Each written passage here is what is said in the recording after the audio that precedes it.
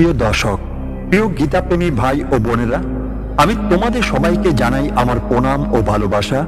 আজ আমরা গীতার এক অমৃত বাণী নিয়ে আলোচনা করব। নিজের কর্তব্য পালন করাই মানুষের প্রকৃত ধর্ম। এই একটি বাক্যের মধ্যে লুকিয়ে আছে সমগ্র গীতার সারাংশ। শুধু গীতার নয়, সমস্ত সনাতন দর্শনের মূল মন্ত্র। আমরা প্রায় ধর্ম বলতে বুঝি মন্দিরে যাওয়া, পূজা করা, উপবাস রাখা, দান করা। কিন্তু শ্রীকৃষ্ণ গীতায় ধর্মের আরো গভীর ও প্রাণকেন্দ্রিক একটি সংজ্ঞা দিয়েছেন। তিনি বলেছেন, ধর্ম মানেই তোমার নিজস্ব স্বভাব, তোমার নিজস্ব কর্তব্য। যে পথে তুমি সত্যিকারের আত্মিক পরিপূর্ণতা পাও, সেটাই তোমার ধর্ম। আজ আমরা এই পথে সন্ধান করব। গীতার প্রতিটি অধ্যায়, প্রতিটি শ্লোক যেন আমাদের চোখের সামনে এক একটি করে প্রদীপ জ্বালিয়ে দেয়। সেই আলোয় আমরা দেখব কিভাবে আমাদের দৈনন্দিন জীবন, সংসার, চাকরি, সমাজ সবকিছু হয়ে ওঠে একটি যজ্ঞ, একটি পূজা, একটি মোক্ষের পথ। তো চলো আজ আমরা সেই পথযাত্রায় বেরিয়ে পড়ি। যাত্রা শুরুটা করি গীতার প্রথম অধ্যায়ের সেই চিরন্তন দৃশ্য দিয়ে। কুরুক্ষেত্রের রণভূমি, যেখানে দাঁড়িয়ে অর্জুন দেখছেন তার নিজেরই আত্মীয় স্বজন, গুরুজন, বন্ধু বান্ধব, আর তার হাত থেকে ধনুক খসে পড়ছে। তিনি বলছেন, হে কৃষ্ণ, আমি এদের সঙ্গে যুদ্ধ করতে পারবো না। এদের মেরে আমি রাজ্য চাই না, সুখ চাই না, এরা আমার আপনজন। এই দ্বন্দ্ব, এই সংকট শুধু অর্জুনের নয়, আজও প্রতিটি মানুষের মনে এই যুদ্ধ চলে। আমাদের প্রতিদিনের জীবন কুরুক্ষেত্র। একদিকে কর্তব্য, অন্যদিকে মায়া, স্নেহ, ভয়, আরাম। আর এই সংকটের মাঝে দাঁড়িয়ে ভগবান শ্রীকৃষ্ণ, যিনি দেখান সত্যিকারের ধর্ম কোথায়। প্রিয় বন্ধুরা, গীতার তৃতীয় অধ্যায়ে শ্রীকৃষ্ণ একটি অমূল্য সূত্র দিয়েছেন। তিনি বলেছেন, শ্রেয়ান ও স্বধর্ম বিগুণ পরধর্মাৎ সংস্থিতাৎ স্বধর্মে নিধনং শ্রেয় পরধর্ম ভয়াবহ। অর্থাৎ নিজের ধর্ম যতই অসম্পূর্ণ বা দোষপূর্ণ হোক, অন্যের ধর্ম যতই ভালোভাবে পালিত হোক না কেন, নিজের ধর্মই শ্রেয়, নিজের ধর্মে মৃত্যু কল্যাণকর, কিন্তু পরধর্ম ভয়ানক। এখন প্রশ্ন হলো, কেন কেন অন্যের কাজ আমাদের এত সুন্দর ও সহজ মনে হয়? কেন একজন অফিসের কর্মচারী মনে করেন ব্যবসা করলে তিনি আরো সফল হতেন? কেন একজন গৃহিণী মনে করেন চাকরি করলে তিনি আরো স্বাধীন হতেন? কেন একজন ডাক্তার মনে করেন ইঞ্জিনিয়ারিং করলে হয়তো আরো নাম হতো? কারণ অন্যের কাজের কষ্ট আমরা দেখি না, আমরা কেবল ফল দেখি। একজন শিল্পীর আঁকা ছবি দেখে আমরা মুগ্ধ হই, কিন্তু তাকে রাত জেগে পরিশ্রম করতে দেখি না। একজন ব্যবসায়ী সফলতা দেখে আমরা আকৃষ্ট হই, কিন্তু তাকে ব্যাংকের কাগজপত্রের সঙ্গে ঘাম ঝরাতে দেখি না। শ্রীকৃষ্ণ এখানে গভীর মনস্তত্ত্ব বুঝিয়েছেন। প্রতিটি মানুষের একটি স্বভাব আছে, একটি অন্তর্নিহিত গুণ। সেই গুণ অনুযায়ী তাকে কাজ করতে হয়। ব্রাহ্মণের স্বভাব জ্ঞান ও সেবা, ক্ষত্রিয়ের স্বভাব সাহস ও শাসন, বৈশ্যের স্বভাব বাণিজ্য ও কৃষি, শূদ্রের স্বভাব সেবা ও কারিগরি। এগুলো সামাজিক স্তর মাত্র নয়, এগুলো আমাদের অন্তরের প্রকৃতি। আজকের যুগে এই 4 ভাগ বর্ণের ভিত্তিতে নয়, প্রতিভার ভিত্তিতে দেখা উচিত। তোমার মধ্যে যে স্বাভাবিক দক্ষতা ও আনন্দ তৈরি হয়, সেই পথেই তোমার স্বধর্ম। যদি তুমি গান গাইতে গাইতে সময় ভুলে যাও, তবে সঙ্গীতই তোমার স্বধর্ম। যদি তুমি গণিতের সমাধান করতে ভালোবাসো, তবে গবেষণা তোমার স্বধর্ম। যদি তুমি মানুষকে সেবা দিতে আনন্দ পাও, তবে চিকিৎসা বা শিক্ষকতা তোমার স্বধর্ম। এখন যদি তুমি তোমার স্বধর্ম ছেড়ে অন্যের ধর্ম অনুসরণ করো, যেমন একজন জন্মগত কবি যদি ব্যবসায়ী হন, তাহলে তিনি কখনো প্রকৃত সফলতা পাবেন না। বাইরে থেকে দেখতে তিনি সফল হলেও ভিতরে একটি শূন্যতা থেকে যাবে, আর সেই শূন্যতাই তাকে ভয়, উদ্বেগ ও হতাশার দিকে নিয়ে যাবে। এটাই শ্রীকৃষ্ণ বলছেন, পরধর্ম ভয়াবহ। এবার আমরা আসি গীতার সবচেয়ে আলোচিত ও সবচেয়ে রহস্যময় শিক্ষায়, ফল কামনা না করে কর্তব্য পালন।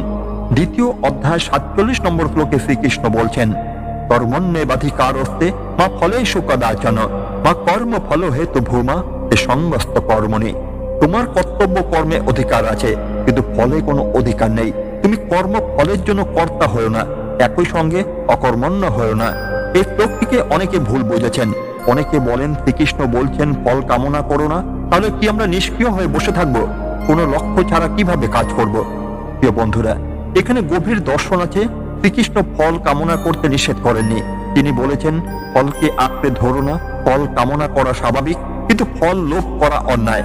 মা ফলেষু কদাচন, এই কদাচন শব্দটির অর্থ কখনোই না, কিন্তু এর অর্থ এই নয় যে তুমি ফল চাইবে না, বরং তুমি ফল চাও। কিন্তু ফল যদি নাও পাও, তাতে তুমি বিচলিত হবে না। তুমি যেন ফলের দাস না হও, কর্মের প্রভু হও। একটি উদাহরণ দেওয়া যাক। তুমি একটি গাছ লাগালে, তুমি চাও গাছটি বড় হোক, ফল দিক, এটা স্বাভাবিক কামনা। কিন্তু তুমি প্রতিদিন গিয়ে বলবে আমি ফল দেবার জন্য এই গাছ লাগিয়েছি, আমাকে ফল দাও, তাহলে তুমি কেবল হতাশই হবে। কারণ গাছ নিজের সময় ফল দেয়। তুমি তোমার কর্তব্য করো, জল দাও, সার দাও, পরিচর্যা করো, বাকিটা প্রকৃতির উপর ছেড়ে দাও। আমাদের দৈনন্দিন জীবনেও একই সত্য প্রযোজ্য। তুমি চাকরিতে ভালো করো, কিন্তু পদোন্নতি না পেয়ে হতাশ হও না। তুমি পরীক্ষায় ভালো পড়ো, কিন্তু ফল খারাপ এলে নিজেকে ধ্বংস করো না। তুমি তোমার সন্তানকে ভালো শিক্ষা দাও, কিন্তু সে যদি অন্য পথে যায় তবুও তাকে ভালোবাসো, কারণ তুমি তোমার কর্তব্য করেছো, বাকিটা তার ভাগ্যে। এই মুক্তি গীতার অমৃত। যখন তুমি ফল থেকে মুক্ত হও, তখন তুমি ভয় থেকে মুক্ত হও, তখন তোমার কাজ হয়ে ওঠে আনন্দের, বোঝার নয়। তখন তুমি সত্যিকার অর্থেই প্রকৃত ধর্ম পালন করছো। এখন আমরা অর্জুনের মনের অবস্থা একটু গভীরভাবে বোঝার চেষ্টা করি। অর্জুন শুধু একজন যোদ্ধাই নন, তিনি একজন সংবেদনশীল, চিন্তাশীল মানুষ। কুরুক্ষেত্রের ময়দানে তিনি দেখছেন অপরপক্ষে তার পিতামহ ভীষ্ম, যিনি অক্ষয় বটবৃক্ষের মতো, তার গুরু দ্রোণাচার্য, যার কাছে তিনি অস্ত্রবিদ্যা শিখেছেন, তার ভাইদের পুত্র, তার জ্ঞাতিরা। অর্জুন বলছেন, হে কৃষ্ণ, এদের মেরে আমি কি লাভ করব? এদের রক্তে যে রাজ্য, সে রাজ্যে আমি সুখী হব না, বরং আমি ভিক্ষুক হয়ে বাঁচতে চাই, কিন্তু এদের হত্যা করে রাজা হতে চাই না। এটা কোনো ভীরুর কথা নয়, এটা একজন মহান আত্মার কষ্ট, এটা সত্যিকারের মানবিক বেদনা। কিন্তু শ্রীকৃষ্ণ কেন অর্জুনকে এই যুদ্ধে পরিচিত করলেন? কারণ শ্রীকৃষ্ণ জানতেন অর্জুনের কর্তব্য ক্ষত্রিয় ধর্ম পালন করা। সমাজে যদি অধর্ম বেড়ে যায়, যদি দুষ্টদের শাস্তি না হয়, যদি শাস্ত্রীয় বিধান লঙ্ঘিত হয়, তখন ক্ষত্রিয়ের কর্তব্য হলো যুদ্ধ করা। অর্জুন ব্যক্তিগতভাবে যুদ্ধ চান না, কিন্তু সমাজের স্বার্থে, ধর্ম রক্ষার জন্য তাকে যুদ্ধ করতে হবে। এই শিক্ষা আমাদের দৈনন্দিন জীবনে কিভাবে কাজ করে। মনে করো তুমি একটি অফিসে কাজ করছো, তুমি দেখছো তোমার সহকর্মী অন্যায় করছে। তুমি ব্যক্তিগতভাবে চাও না ঝগড়া করতে, তুমি চাও শান্তিতে থাকতে, কিন্তু যদি তুমি চুপ করো তাহলে সেই অন্যায় বেড়ে যাবে। তখন তুমি নীরবতার মাধ্যমে অন্যায় সহযোগী হচ্ছ।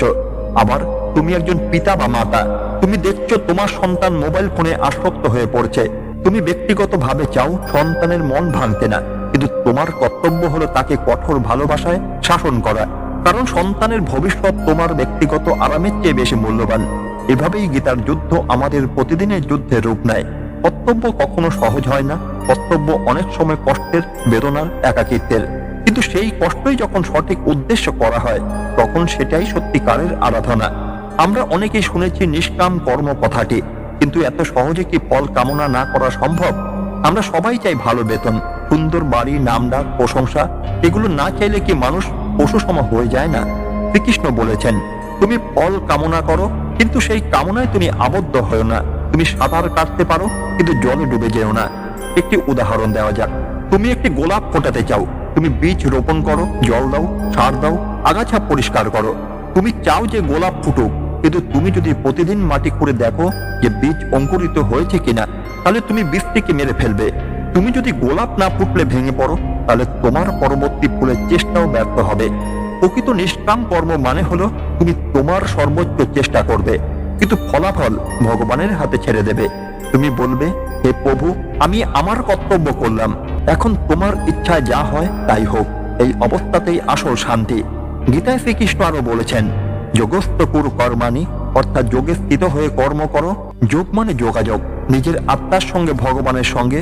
যখন তুমি ধ্যানের মাধ্যমে, প্রার্থনার মাধ্যমে, স্মরণের মাধ্যমে নিজেকে স্থির করবে, তখন তুমি দেখবে যে কর্ম আর কর্মফলের মধ্যে এক অদ্ভুত সুসম্পর্ক তৈরি হয়েছে। বিজ্ঞান এখন বলছে, যখন তুমি ফলাফলের চিন্তা ছেড়ে শুধু কাজের মন দাও, তখন তোমার ব্রেনের ক্রিয়েটিভিটি বেড়ে যায়, তুমি ভুল কম করো, তুমি দ্রুত সিদ্ধান্ত নিতে পারো, ফলে স্বাভাবিকভাবে ভালো ফলাফল আসে। অর্থাৎ ফল চাওয়া ছেড়ে দিলেই আসল ফল পাওয়া যায়। এটা কোনো আধ্যাত্মিক বলি নয়, এটা ব্যবহারিক সত্য। অনেক ছাত্র পরীক্ষার আগে বলে, আমি যদি না পাশ করি তাহলে আমি আত্মহত্যা করব। সে ফল চায়, কিন্তু সেই লোকটাকে এতটাই অস্থির করে দেয় যে সে ঠিক মতো পড়তেও পারে না। অন্যদিকে যে ছাত্র বলে, আমি ভালোভাবে পড়ব, পরীক্ষা দেব, ফল যাই হোক না কেন, সে মানসিকভাবে শান্ত থাকে, তাই ভালো করে। তাই নিষ্কাম কর্ম মানে উদাসীনতা নয়, পূর্ণ আগ্রহ সহকারে কর্তব্য করা, কিন্তু ভয় ও লোভের ঊর্ধ্বে ওঠা। এখন আমরা সেই প্রশ্নে আসি যা প্রতিটি আধুনিক মানুষের মনে জাগে, এই গীতার কথা কি সত্যি আজকের যুগে প্রাসঙ্গিক? রোবটের যুগে, কৃত্রিম বুদ্ধিমত্তা যুগে, ইন্টারনেটের যুগে কর্তব্য বলে কি আছে? কে কার কর্তব্য? পৃথিবী তো এখন বৈশ্বিক গ্রাম, এখানে কি স্বধর্ম পালন করা সম্ভব? শ্রীকৃষ্ণের উত্তর অত্যন্ত স্পষ্ট। সময় বদলায়, প্রযুক্তি বদলায়, কিন্তু মানুষের আত্মা স্বভাব বদলায় না। তোমার কর্তব্য বাহ্যিক পরিস্থিতি অনুযায়ী বদলাতে পারে, কিন্তু তোমার ধর্ম, তোমার অন্তর্নিহিত সত্য, তা কখনো বদলায় না। আজকের দিনে একজন প্রকৌশলীর কর্তব্য হলো সেতু নির্মাণ করা, কিন্তু সেই সেতু নির্মাণের সময় সে যদি ঘুষ নেয়, তাহলে সে তার স্বধর্ম থেকে স্থলিত হলো। একজন ডাক্তারের কর্তব্য রোগীকে সুস্থ করা, কিন্তু সে যদি ধনী রোগীকে বেশি সময় দেয় আর গরিব রোগীকে উপেক্ষা করে, তাহলে সে তার স্বধর্ম ভুলে গেল। একজন শিক্ষকের কর্তব্য জ্ঞান দেওয়া, কিন্তু সে যদি পক্ষপাতিত্ব করে, তাহলে সে অধর্ম করল। আমাদের প্রতিদিনের ছোট ছোট কাজের মধ্যে ধর্ম লুকিয়ে আছে। তুমি যখন সকালে অফিসের বাস ধরো, তখন তোমার কর্তব্য হলো লাইনে দাঁড়ানো, ধাক্কা না দেওয়া। তুমি যখন রাস্তায় গাড়ি চালাও, তখন তোমার কর্তব্য হলো ট্রাফিক সিগন্যাল মান্য করা। তুমি যখন অনলাইনে কিছু লেখো, তখন তোমার কর্তব্য হলো সত্য লেখা, মিথ্যা অপপ্রচার না করা। একটি বিশেষ উদাহরণ দেওয়া যাক। তুমি একটি কোম্পানিতে কাজ করো, তোমার বস অন্যায় করছেন, তিনি তোমাকে বলছেন ক্লায়েন্টের কাছে মিথ্যা তথ্য দিতে। এখন তোমার কর্তব্য কি? শ্রীকৃষ্ণ বলবেন, তুমি যদি নীরব থাকো, তুমি যদি সেই মিথ্যা কথা বলো, তাহলে তুমি অধর্মের পক্ষ নেছ। কিন্তু যদি তুমি বসের বিরুদ্ধে গিয়ে কথা বলো, তাহলে তুমি চাকরি হারাতে পারো। তখন কি করবে? গীতার উত্তর হলো, সৎ পথে থেকে চাকরি হারানো ভালো, অসৎ পথে থেকে চাকরি ধরে রাখা খারাপ। কিন্তু এর অর্থ এই নয় যে তুমি বোকা হয়ে সবকিছু হারাবে। তুমি চেষ্টা করবে ন্যায়ের পথে আপোষের। তুমি বসকে বোঝাতে চেষ্টা করবে, তুমি উচ্চ কর্তৃপক্ষের কাছে কথা বলবে, তুমি কোম্পানির নীতি অনুযায়ী পদক্ষেপ নেবে। কিন্তু শেষ পর্যন্ত যদি তুমি চাকরি হারাও, তবু তোমার মন শান্ত থাকবে, কারণ তুমি জানো তুমি তোমার ধর্ম পালন করেছ। এটাই গীতার বীরত্ব।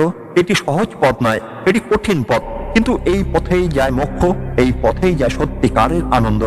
গীতার অষ্টাদশ অধ্যায়ের শেষের দিকে এসে অর্জুন জিজ্ঞাসা করেন, হে কৃষ্ণ, আমি কিভাবে এই সব কর্তব্য পালন করব? আমার মন তো দোলায়, কখনো আমি যুদ্ধ করতে চাই, কখনো সন্ন্যাস নিতে চাই। শ্রীকৃষ্ণের উত্তর অমৃতের মতো। তিনি বলেন, অর্জুন, তুমি আমার পরম ভক্ত হয়ে আমাকে স্মরণ করো, আমার জন্য সব কর্ম করো, আমাকে পরম লক্ষ্য করে সম্পূর্ণরূপে আত্মসমর্পণ করো, তাহলে তুমি সব সংকট কাটিয়ে উঠবে। এখানে আমার জন্য সব কর্ম করো মানে কি? মানে কি অর্জুনকে সব সময় কৃষ্ণের নাম জপ করতে হবে? মানে কি অর্জুন মন্দিরে বসে পূজা করবে? না প্রিয় দর্শক, এর অর্থ অনেক গভীর। আমার জন্য কর্ম করো মানে তুমি যখন কোনো কাজ করো, তখন সেই কাজের পেছনে স্বার্থের পরিবর্তে নিঃস্বার্থ ভক্তি রাখো। তুমি যদি অফিসে কাজ করো, তাহলে ভাবো, আমি এই কাজ ভগবানের উদ্দেশ্যে করছি। ভগবান এই কোম্পানির মালিক বা এই সমাজের মাধ্যমে আমাকে সেবা করার সুযোগ দিয়েছেন।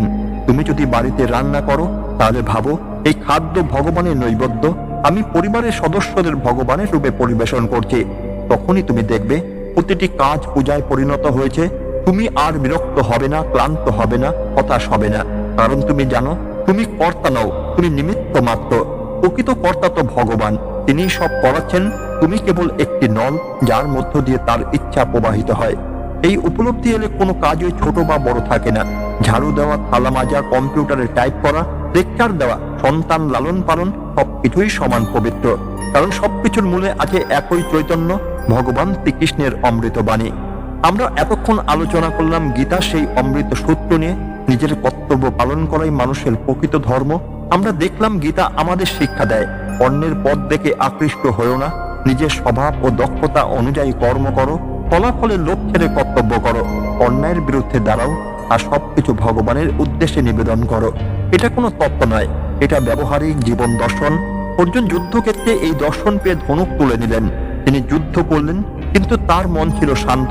তিনি ভীষ্ম ও দ্রোণকে বধ করলেন, কিন্তু ভেতরে কোনো হিংসা ছিল না, কারণ তিনি জানতেন এটা তার কর্তব্য, এটা তার ধর্ম, আর এই ধর্ম পালন করতে গিয়ে তিনি কৃষ্ণের পরম প্রেম পেলেন। আমরা অর্জুন নই, আমাদের যুদ্ধ ভিন্ন, কিন্তু আমাদের যুদ্ধ কম কঠিন নয়। প্রতিদিন সকালে ঘুম থেকে ওঠা থেকে শুরু করে রাতে ঘুমাতে যাওয়া, প্রতিটি পদক্ষেপে আমরা যুদ্ধ করছি আলস্যের সঙ্গে, ভয়ের সঙ্গে, লোভের সঙ্গে, হিংসার সঙ্গে, অহংকারের সঙ্গে। আর এই যুদ্ধে জয়ের জন্য গীতার চেয়ে বড় অস্ত্র নেই। তাই প্রিয় দর্শক, আজ থেকে তুমি যখন কোনো কাজ করো, মনে রেখো এই কাজটি যদি তোমার স্বধর্ম হয়, যদি তুমি সততার সাথে করো, যদি তুমি ফলাফল ভগবানের হাতে ছেড়ে দাও, তাহলে এই কাজটি তোমার পূজা, এই কাজটি তোমার তপস্যা, এই কাজটি তোমার মোক্ষের পথ। শ্রীকৃষ্ণ বলছেন, যুদ্ধ করো কিন্তু যোদ্ধা হয়েও না, কর্তব্য করো কিন্তু কর্তা হয়েও না, ফল চাও কিন্তু ফলপ্রেমী হয়েও না। এই বাণী হৃদয়ে ধারণ করে নিজের জীবনের কুরুক্ষেত্রে নেমে পড়ো, জয় হবে। কারণ যেখানে কৃষ্ণের বাণী সেখানে বিজয় অবশ্যম্ভাবী। প্রিয় দর্শক, গীতার এই মহাবাণী বোঝার জন্য সবচেয়ে সুন্দর উদাহরণ হলো মহাভারতের শিবির হত্যাকাণ্ড। গল্পটি একটু করুণ কিন্তু অত্যন্ত শিক্ষণীয়। মহাভারতের যুদ্ধ শেষ, পাণ্ডবরা জয়ী হয়েছেন, কিন্তু জয়ের রাতে যখন সবাই ঘুমিয়ে, তখন অশ্বত্থামা দ্রোণাচার্যের পুত্র প্রতিশোধের আগুনে জ্বলে উঠলেন। তার পিতা দ্রোণাচার্য যুদ্ধে নিহত হয়েছেন, তিনি চান পাণ্ডব শিবির ধ্বংস করতে। সে রাতে অশ্বত্থামা প্রবেশ করলেন পাণ্ডব শিবিরে, কিন্তু ঘোর অন্ধকারে তিনি চিনতে পারলেন না কে কে। তিনি ভুল করে পঞ্চ পাণ্ডবের পরিবর্তে তাদের 5 পুত্রকে উপ পাণ্ডবদের হত্যা করলেন। আরো হত্যা করলেন দ্রৌপদীর 5 পুত্র, শিখণ্ডী ও অন্যান্য সৈন্যদের, সবাই ঘুমন্ত অবস্থায়। পরদিন সকালে দ্রৌপদী যখন দেখলেন তার 5 পুত্রের মৃতদেহ, তখন তার মাতৃর হৃদয় বিদীর্ণ হয়ে গেল। তিনি আর্তনাদ করে উঠলেন। তিনি অর্জুনকে বললেন, হে অর্জুন, এই নরহত্যাকারী অশ্বত্থামাকে অবশ্যই হত্যা করো, আমি অন্যায়ের প্রতিশোধ চাই। অর্জুন তখন যুদ্ধের জন্য প্রস্তুত হলেন, কিন্তু পরিস্থিতি জটিল। কেন? কারণ অশ্বত্থামা শুধু শত্রু নয়, তিনি অর্জুনের গুরু দ্রোণাচার্যের পুত্র। অর্জুন দ্রোণাচার্যকে পিতৃতুল্য মানতেন। সেই গুরুপুত্রকে হত্যা করা এটি যেন নিজের ভাইকে হত্যা করা সমান। অর্জুন দ্বিধায় পড়ে গেলেন। একদিকে পত্নীর ব্যথা, অন্যদিকে গুরুপুত্রের প্রতি স্নেহ। আরো জটিল ব্যাপার হলো অশ্বত্থামা ব্রহ্মাস্ত্র ছেড়েছিলেন, যা পুরো পৃথিবী ধ্বংস করতে পারে। কৃষ্ণ সে অস্ত্র ফিরিয়ে নিয়েছিলেন। এখন অশ্বত্থামাকে বধ করা উচিত কিনা? ভগবান কৃষ্ণের উপদেশ। এখানে এসে ভগবান শ্রীকৃষ্ণ অর্জুনকে সেই পুরনো শিক্ষাই মনে করিয়ে দিলেন।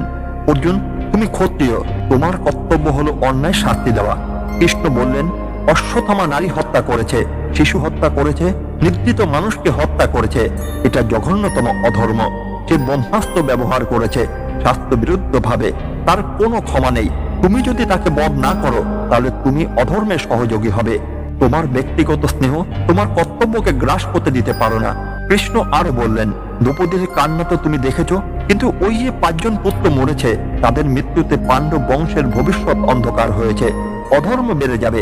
তুমি যদি আজ অশ্বত্থামাকে ছেড়ে দাও, কাল অন্য কেউ আরো বড় অন্যায় করবে। অর্জুন কৃষ্ণের কথা শুনলেন। তার চোখে জল, মনে বেদনা, তবু তিনি ধনুক তুলে নিলেন। তিনি অশ্বত্থামাকে বধ করলেন। কিন্তু এখানে বিশেষ ব্যাপার হলো, অর্জুন তাকে হত্যা করেনি সরাসরি। কৃষ্ণের নির্দেশে অর্জুন অশ্বত্থামার মাথার চুল কেটে দিলেন এবং তার মস্তকের মণি রত্ন ছিনিয়ে নিলেন। সেই মণি দিয়ে অশ্বত্থামা অমরত্বের কাছাকাছি ছিলেন। মণি ছিনিয়ে নেওয়ার অশ্বত্থামা অভিশপ্ত হলো। সে 1000 বছর ধরে ক্ষত ও রোগ নিয়ে পৃথিবীতে ঘুরবে, মরতে পারবে না, বাঁচতেও পারবে না। প্রিয় বন্ধুরা, এই গল্প আমাদের কি শিক্ষা দেয়? প্রথম শিক্ষা হলো, কর্তব্য কখনো সহজ হয় না। অর্জুনের জন্য অশ্বত্থামাকে দণ্ড দেওয়া ছিল ব্যক্তিগতভাবে অত্যন্ত কষ্টকর। গুরুপুত্রকে শাস্তি দেওয়া, এটা যেন নিজের পরিবারের সদস্যকে শাস্তি দেওয়ার মতো। তবু তিনি কর্তব্য পালন করলেন, কারণ সমাজের বৃহত্তর স্বার্থ, ধর্মের রক্ষা, ন্যায়ের প্রতিষ্ঠা, এগুলোর জন্য ব্যক্তিগত সুখ দুঃখ ত্যাগ করতে হয়। দ্বিতীয় শিক্ষা, কর্তব্য পালনের অর্থ এই নয় যে তুমি নির্দয় হবে। অর্জুন অশ্বত্থামাকে হত্যা করতে পারতেন, কিন্তু তিনি করুণা দেখিয়ে তাকে জীবিত রাখলেন, কিন্তু ক্ষমতাহীন করে দিলেন। এটাও একটি কর্তব্য। শাস্তি দিতে গেল যথাযথ মাত্রায়। দ্রৌপদী মা হিসেবে পুত্র শোকে কাতর, তার কান্না স্বাভাবিক, কিন্তু সেই কান্নার বশবর্তী হয়ে যদি অর্জুন অশ্বত্থামাকে হত্যা না করতেন, তাহলে অন্যায়ের বীজ বেঁচে যেত। তাই কর্তব্য হলো ব্যক্তিগত আবেগের ঊর্ধ্বে ওঠা। আজ আমাদের জীবনও অনেক সময় এমন পরিস্থিতি আসে, আমাদের বস বা বড় আত্মীয় কোনো অন্যায় করলে আমরা চুপ থাকি, এ তো আমাদের নিজের লোক বলে। আমাদের বন্ধু মিথ্যা বললে আমরা সমর্থন করি, এ তো আমার বন্ধু বলে। অর্জুনের গল্প আমাদের বলে, সঠিক ও ভুলের মধ্যে আত্মীয়তার সম্পর্ক নেই, কর্তব্যই সর্বোচ্চ। এখন এই গল্পটিকে গীতার সেই শ্লোকের সঙ্গে মিলিয়ে দেখুন।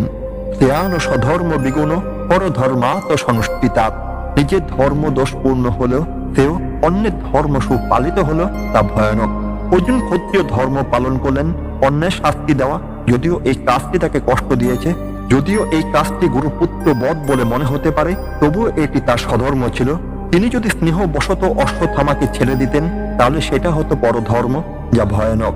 আরো একটি শ্লোক মনে পড়ে, মা ফলেষু কদাচন, ফলের আশা ছেড়ে কর্ম করো। অর্জুন যদি ভাবতেন আমি অশ্বত্থামাকে মেরে কি লাভ, দ্রৌপদীর ছেলে তো ফিরবে না, তাহলে তিনি কখনো যুদ্ধ করতেন না।